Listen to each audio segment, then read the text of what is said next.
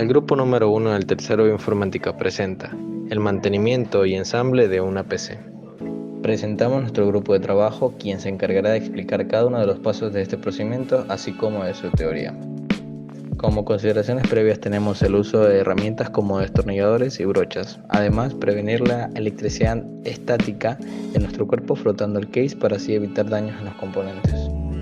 Comenzamos destapando el case y hacemos un pequeño diagnóstico visual.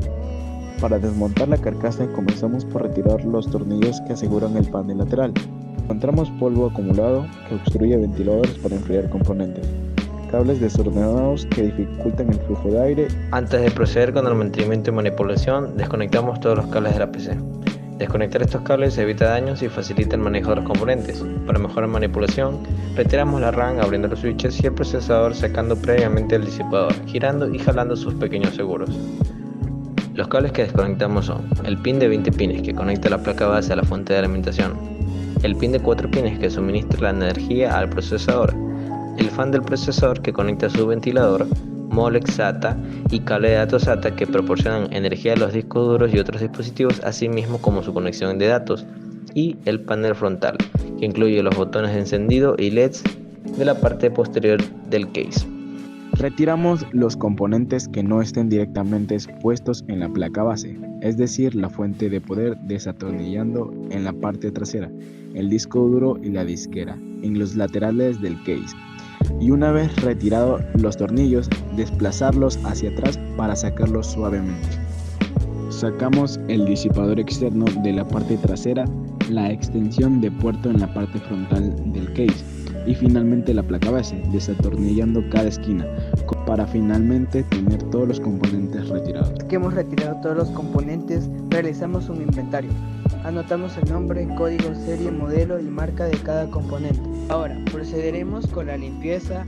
Utilizaremos la brocha para limpiar las entradas del disco duro, las aspas del fan externo y limpiamos toda la superficie de los extensor de conexiones.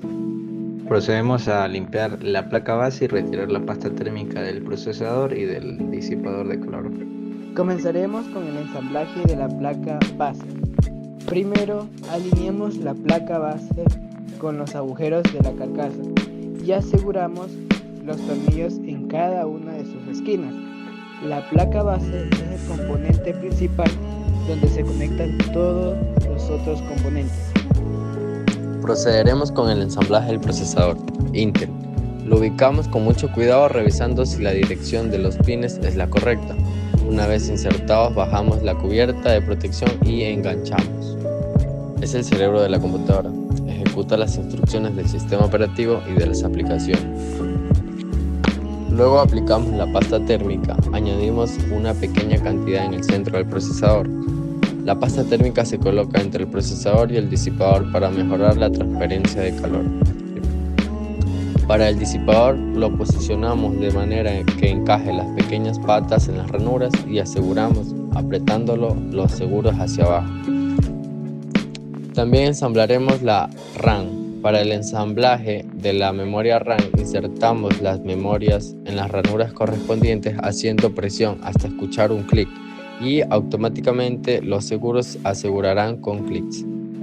Memoria de acceso aleatorio. Es una memoria volátil que guarda temporalmente los datos de los programas y procesos de la computadora. Ensamblamos el interior del case, la disquera y el disco duro. El disco duro es el dispositivo de almacenamiento principal de la computadora. En la parte trasera atornillamos la fuente de poder. La fuente de poder, que sus siglas son PSU, convierte la corriente alterna, CA, de la toma de corriente en corriente continua, CC. Para la reconexión de los cables de la placa base a la fuente de poder, se vuelve a hacer el mismo orden de retiro. Primeramente, conectamos el pin de 20 pines para dar energía a la placa base. Asimismo, el pin de 4 pines para poder dar energía al procesador. Luego conectamos los cables de datos que irán tanto en la disquera como en el disco duro, para que así pueda receptar lo que es los datos de la BIOS y el arranque de Windows.